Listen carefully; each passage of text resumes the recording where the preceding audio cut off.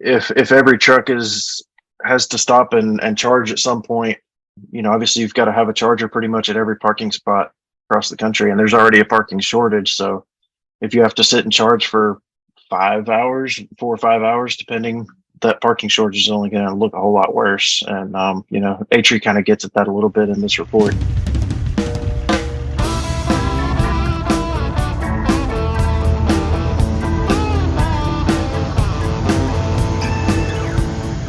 The voice you heard there was that of Overdrive News editor Matt Cole, picking up on a fairly new report from ATRI, or ATRI. That's the American Transportation Research Institute, with a report out now that picked up on parking challenges themes. It's called Charging Infrastructure Challenges for the U.S. Electric Vehicle Fleet. It poses something of a counterfactual on the way toward throwing some more cold hard reality on top of the big political and PR push toward vehicle electrification. If the entirety of the U.S. vehicle fleet, from our heavy tractor trailers on down to passenger cars, were to suddenly be transitioned to all electric, what level of electric power generation would it take? What sorts of new materials would be required to make all those batteries? What, fundamentally, would the implications be for truckers' operational realities, including the hours of service and all that parking, and the infrastructure needs to support them? I'm Todd Dills, your host for this edition of the Overdrive Radio podcast for January 13th, 2023, lucky Friday the 13th, as it were, where we'll drop into and out of variously two conversations.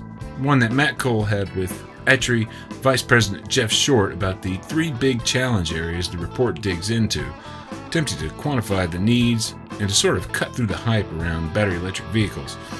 As it sits today, the challenges are huge, no doubt, particularly when it comes to the estimated power needs of freight hauling truck tractors, which alone would use the equivalent of a full 10% of all electricity generated in the entire nation today if suddenly running battery electric. ATRI's report is focused squarely on that battery electric technology, mind you, but in the second conversation you'll hear parts of today, between myself and Cole, other alternative power technologies with some promise also reared their heads. Those I know owner-operators have decidedly more interest in, given possibilities of onboard power generation with hydrogen fuel cell or other technologies, seemingly key for long-haul feasibility, without the kind of wholesale outfitting of every parking space in the nation with an EV hookup that Cole noted at the top. While a close look at battery electric vehicles might seem like a bit of a snoozer given the miles range available today on a single charge isn't close to meeting the daily demands of most owner-operators, there's a value in the realities this report exposes, in my view. Cole's too. The research they do is valuable to the industry as a whole, and I think it's it's good to get that perspective out there. The people making the decisions will see this kind of thing, and whether it makes an impact or not, I don't know. On the other side of a break for this word from Overdrive Radio sponsor House, we'll jump right into more of the potential bedrock value, likewise the meat of the estimates ATRI's made, and what it all could mean for the future of diesel and electric trucking power generation. When you have a diesel emergency, you don't have time to wait around for 911. Instead, call your Lifeline, Howe's Diesel Lifeline, the only emergency rescue product to re-liquefy gel fuel and de-ice frozen fuel filters without the use of harmful alcohol. Always safe to use, you can pour it directly into your fuel filters without wasting time mixing it with additional diesel fuel. So this winter, if you find yourself stuck in a bind, skip the tow. Get yourself back on the road fast with Howe's Diesel Lifeline. For more information, visit howesproducts.com. That's Howes, H-O-W-E-S, howesproducts.com. I think there's value in this report in that it just puts a lot of kind of hard reality behind what's otherwise been just a lot of kind of electric vehicle boosterism that we've seen for the past couple of years now. Mm-hmm. And yeah, I think, and that's in line with all the work that they've done this past year on electric vehicle situation in general as it relates to transportation. I wonder if you kind of set us up, Matt, and kind of give us a a little bit of background on this report and where it sits in relation to the other work that ATRI's done that we actually did feature on this podcast as well back, I believe, in the summer, or maybe it was the spring of this past year. Yeah, so basically, this report that was released in early December is kind of the second of two big reports that ATRI conducted looking at electric vehicles, particularly trucks. The report was released. I spoke with Jeff Short. He's vice president with ATRI. He talked about, the different aspects of the report. The first one was released in May, and it looked at the full life cycle emissions of a battery electric truck from production, or from the mining of the materials to the production of the truck, through the use of the truck, and then to recycling the batteries and all that, and compared that to today's diesel internal combustion engine. And it also looked at other power options like hydrogen fuel cell. The voice you'll hear next is that of ATRI Vice President Jeff Short. Our research advisory committee, they saw last year that truck electrification was an increasingly important topic.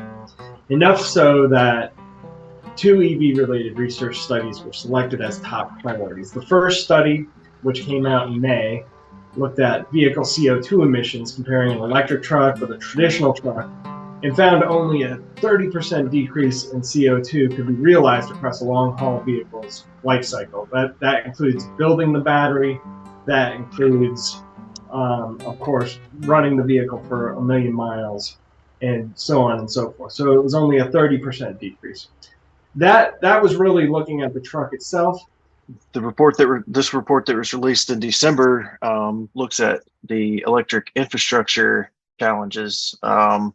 Both the electric grid itself, mining the challenges of mining the materials needed to create enough batteries to transition not only the truck fleet, but the US's vehicle fleet as a whole from fossil fuels to electric. The goal of this more recent research was to assess the infrastructure requirements of the trucking industry and of electrification of the truck industry. In quantifying those requirements, we ultimately offered insight into the near-term feasibility of truck electrification. There's a lot of information out there regarding what will and will not work for trucking, and what we did was find quantifiable answers to many of the questions that have been floating around for years. Challenge area number 1, electricity demand and production. The first challenge is generation of electricity, of course. For trucking, energy must be reliable, affordable, and available. The price must be predictable and not widely fluctuate throughout the day. With all that said, EVs are going to put an enormous amount of demand on utilities, which could be problematic. I was looking at the power demands chart when it comes to the truck type that's in this report, and it's pretty amazing, like the volume or the sheer kilowatt hours of power that are estimated to be required by the folks that we're talking about here, Right. in our audience, the truck tractor combinations. That's a lot of power. Yeah. To fully transition. I mean, that's just focusing on trucks, and the trucks were like 14% more power would need to be generated compared to today's. And then Yeah, and tractor trailers is the lion's share of that by a long shot. Over like just your heavy duty straight trucks and medium duty and light duty trucks. God, I mean, I think it's like, I'm just doing back of the envelope calculation here, but it's probably 3 times the amount of power of all 3 of those groups put together. As many of you've heard, we found that U.S. electricity infrastructure is on the older side. It's often exposed to events that cause outages. They could be weather events, man-made events like we had in the past week. Our conversation was just a couple of days after there was an attack on 2 electrical substations in North Carolina, and that incident just kind of showed the fragility of the power grid. How easily it can be impacted by pretty much anything. I mean, weather or a man-made issue like that one. It's pretty interesting timing. At the same time, demand for electricity is going to explode with full electrification. Our calculations indicate that electric vehicle electricity demand itself for all vehicles in the U.S. will equal 40% of what is produced today. If we were to replace the entire U.S. vehicle fleet instantly, we will have 40% more consumption, which means we need to make more energy. How is that attainable? Obviously, there's, we got to generate it from somewhere. What are the options there? Well, for trucking specifically, utilities will need to, across the country, will need to produce more than 500 billion kilowatt hours annually. That, for trucking alone, is 14% of the electricity generation. Long-haul trucks, they will require about 10% of today's electricity. That's because trucks are heavier, they rack up large mileage figures each year. A car might get 10,000 miles a year. Trucks may be in the range of 100,000 or more each year. So what can be done? Ultimately, that lies with the utilities. The trucking industry doesn't make electricity. They are the experts in getting that much energy out there. We just want to be sure that it's clear how much these trucks are going to demand, as well as the cars and trucks. Challenge area number 2, the vast increase in materials needed to produce an unprecedented number of physical batteries. A second challenge is the materials needed to make the actual electric truck, in particular to make the batteries. We look at the supply and demand of critical materials that included cobalt, lithium, graphite, nickel. Found that a staggering amount of material is needed just for the U.S. fleet, that's the trucking fleet, and for cars as well. And there's global demand to contend with as well as that. Trucking needs tons of battery materials, millions of tons of battery materials, like lithium, like cobalt. These materials need to be explored for, they need to be mined, they need to be processed, manufactured into a working lithium-ion battery. All of that takes time. There is pollution associated, especially with the mining side and final processing of the mined materials. These are tasks that take place all over the world. China, for instance, produces 3/4 of the world's finished lithium-ion batteries. China sources those raw materials, however, from very specific places in Africa, Australia, South America. Ultimately, due to the lack of diversity in sources, supplies of batteries are vulnerable. Price fluctuations are definitely a concern as a result of that. It's important to understand that battery electric trucks are 2 or 3 times the cost of a traditional truck. And the majority of that cost is for the battery. And trucking is not the only one who's going to be demanding these batteries. Cars in the U.S. will place a huge demand on these materials as well, and then there's global demand, as I mentioned earlier. Any disruption in the supply chain can increase prices. We found that a given truck will need more than 300 pounds of lithium. What happens if the price per pound doubles or triples? It did this year. What happens if that continues? The battery cost will rise, and that's ultimately more capital that a trucking company is going to need to plunge into equipment costs. In terms of the big kind of need for materials that go into making batteries that are kind of capable of holding and then being tapped for the kind of power that is needed to move a truck, and for truck owners, that challenge kind of manifests itself most directly in sort of the projected cost of this stuff, because it's very expensive at present. Of course, there's a huge premium over traditional equipment. I've seen lots of different estimates, but we're talking right now, at least twice the cost of a diesel truck in most cases. But there is sort of an expectation of declining costs, I think, for new technologies of the future. Or is that something that the report addressed at all? It touched on it briefly. Basically they said, after some capital investments into mining operations themselves, kind of result in some optimization of mining. Just general economic theory suggests that economies of scale would end up reducing battery costs at some point. But at the same time, that's probably not going to happen until raw material supplies are meeting future demand. And that's not going to happen until there's more BEVs on the road. And Right. so the short answer is, yeah, prices will go down, but probably not soon enough for it to make an impact on most owner operators out there. I know part of the study talked about, sourcing those materials and how it's not really tapped into in the United States so much. I think you mentioned there's some was it cobalt mines that are in Minnesota?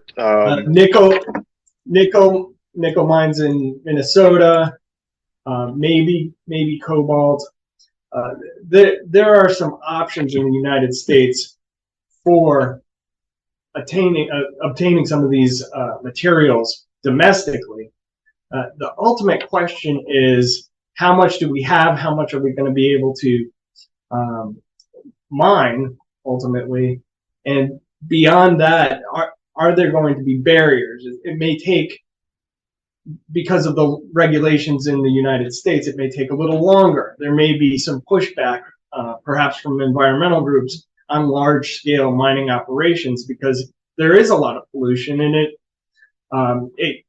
it does do damage to the earth, especially places where they're going to go in and it hasn't been mined yet. And certainly, it's going to change the environment where the mining operation is placed. Short kind of. I mean, you kind of brought this up when you were talking to him. I think the sort of catch-22 that the sort of environmental boosters of vehicle electrification find themselves in, given that so much of this kind of battery electric anyway requires this huge reintroduction and or new operations of mining operations in the United States itself. It would seem that would be kind of the simplest way to get at a lot of these materials for if we're going to be building these things in the U.S. and not relying entirely on foreign sources for these things, cobalt, nickel, lithium, and everything. To get it at it in such large quantities. Does ATRI kind of explicitly or even implicitly, I guess, recommend anything to kind of overcome the barriers that exist today to mining these materials? I know this it's just like there's a reason that these operations don't pop up here, right? It's not exactly easy to do. There's a lot of challenge to them in local communities, those kinds of things. It's more expensive to do those operations here in the U.S. and obviously there's the challenges from the environmental aspect as well. ATRI really didn't have any recommendations for how to get around those. Basically, they came to the conclusion that as more mining is required, there might be advances in mining production, but really battery technology itself is where the biggest gains are going to have to be made. They said batteries need to become lighter and more energy dense, and maybe even be produced with different kinds of materials. They did say that there is research ongoing into those areas, but as of right now, their batteries are produced with certain materials, and they did say there's one active lithium mine that's in Nevada, but it only accounts for about 1% of the global finished product. Right. Minnesota has a bunch of potential mines, particularly for nickel and cobalt, but to start a whole new mining operation that would be that scale, probably not going to happen. Finally, where the rubber meets the road, with challenge area number 3, the operational realities of long-haul trucking. A third challenge lies with long-haul truck charging. As you know, there's already a huge problem in the U.S. with the truck parking shortage. It is perennially identified by drivers as a top concern through our annual Top Industry Issues Survey. So finding a truck parking space is often difficult. Finding a truck parking space with a charger is going to be an entirely different ballgame. how do the hours of service and the truck parking issues specifically relate to the charging They issues? are completely intertwined. When you find yourself behind the wheel of an electric truck, you realize it's now essential to find a truck parking space that has access to charging. There's no longer the option of parking on an off-ramp or an unauthorized location if a truck parking location is at capacity.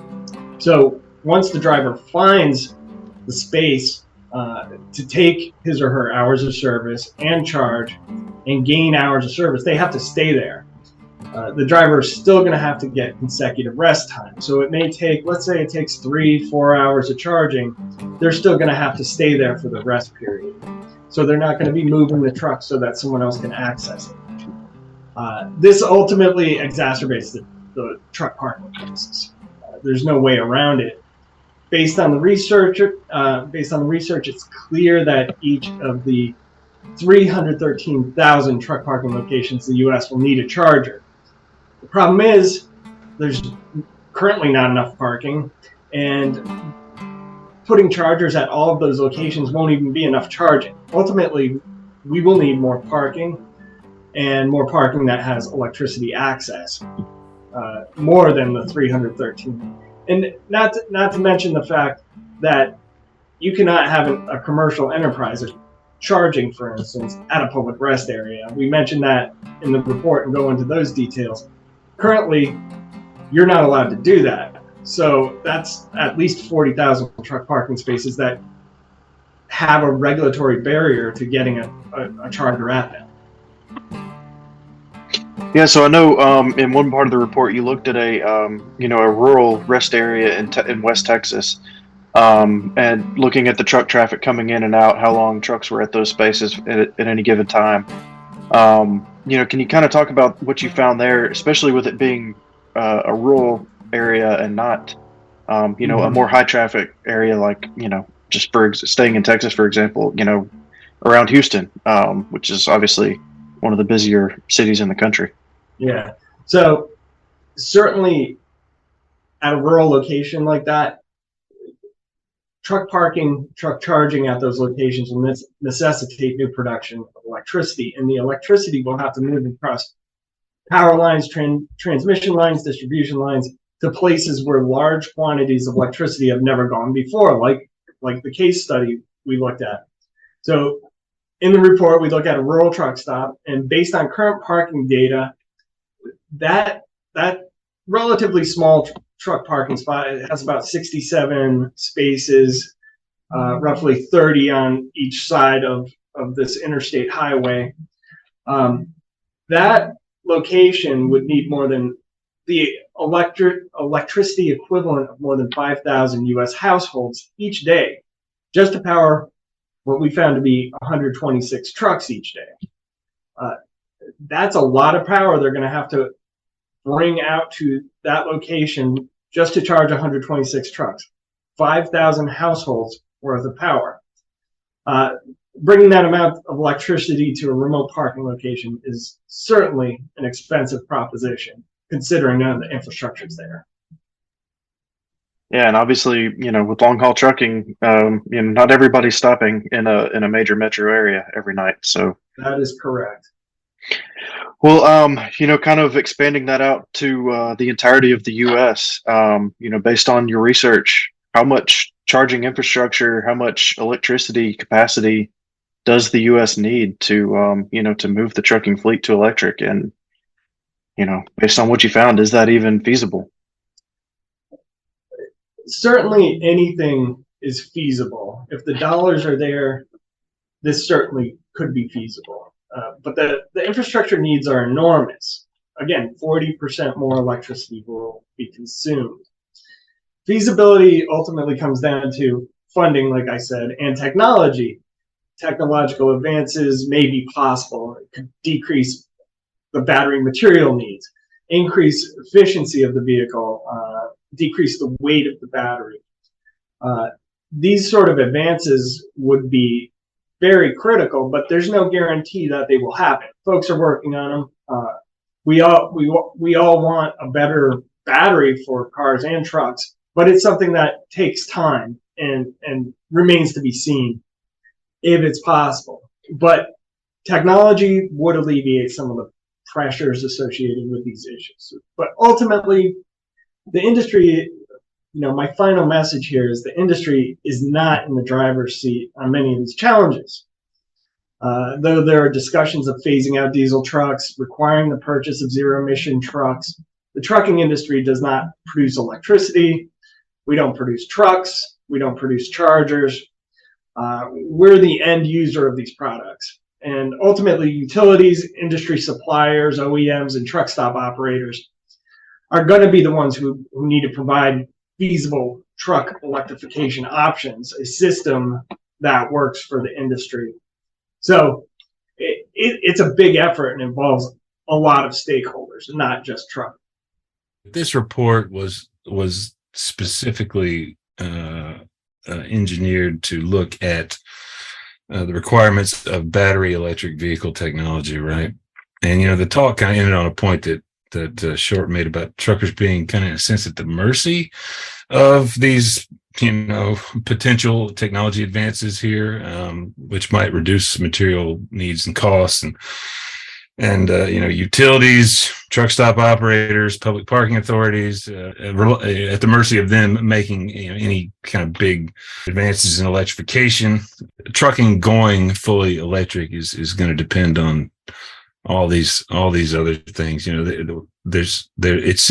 feels as if you come out at the end of this thing and it's like, well, what are we going to do about this? So we can't, but at the same time, I know what a lot of owner operators have been really interested in when it comes to kind of electric drive and other alternative fuel vehicles is the possibility of kind of onboard power generation, like what you get with a tank of diesel now, but with something that is entirely different. Whether that's hydrogen or something else. And we've seen some really interesting developments this past year. Did the report at all address kind of possibilities in those areas? If you can do that, if you can do the onboard power generation, would seem to be, that would yield like a more of a status quo with regard to for instance, the parking issue.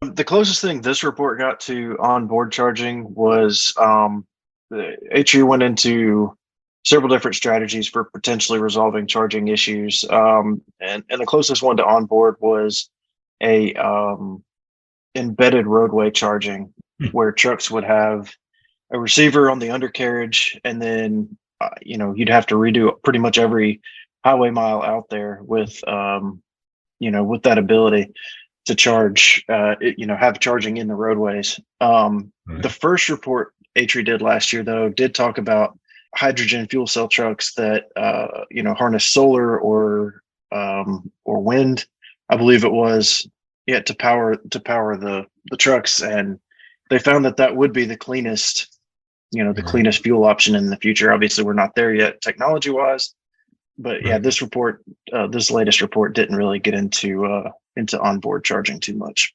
Anything else in the report overall that you saw that you think bears mentioning for the owner operators that are in our audience?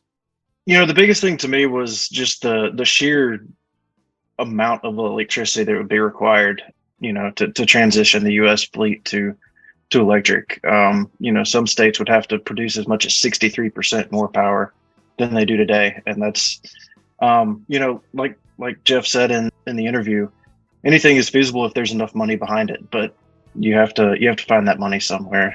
There's still a long way to go in terms of battery technology and other areas before we see a full transition. And me personally, I don't know that it's something that we'll ever see for battery electric. I think diesel will eventually go the way of the dinosaur, so to speak, but I don't think battery electric is going to be the answer, personally. And that's a wrap. A big thanks to Cole and ATRI's Jeff Short for their time, to you for hanging through to the end. Find a link to the full report and show notes for this podcast and in the post that houses it, overdriveonline.com/overdrive-radio. Navigate to the January 13th, 2023 edition.